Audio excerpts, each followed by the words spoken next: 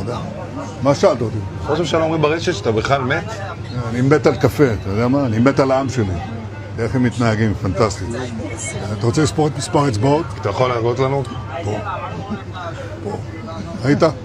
יפה מאוד. לחיים. ראש הממשלה מסר לאנשים שיוצאים ומתאווררים? לצאת להתאוורר, אבל ליד מרחב מוגן. והעמידה שלכם היא מדהימה, נותנת כוח לי, לממשלה, לצה"ל, למוסד. אנחנו עושים דברים שאני לא יכול לשתף ברגע זה, אבל עושים דברים מכים באיראן חזק מאוד, גם ביום הזה, גם בלבנון, ממשיכים. আসলে কি সে বেঁচে আছে? נמשיך.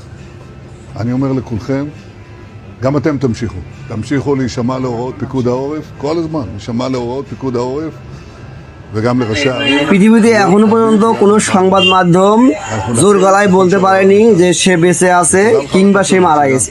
তো আপনারা ইন্টেলিজেন্ট মানুষ, অনেক আর্টিফিশিয়াল অভিজ্ঞ, তো আপনারা নেট ভেবেচিন্তে বলেন যে সে বেঁচে আছে কি না, এবং যদি কোনো নির্ভরযোগ্য সূত্র থাকে বা সংবাদ থাকে তাহলে আপনারা একটু কমেন্ট করে জানাবেন। আমরাও নিজেরাও নির্দ্বিধায় আছি যে সে মারা গেছে কি না। তো আসলেই তো দেখাচ্ছে, কারণ বর্তমানে এআই এর যুগ, এআই দিয়ে অনেক কিছু করা সম্ভব, সেটা বাস্তবের মতোই দেখা যায়। আশা করি আপনারা আসলটা জানাবেন।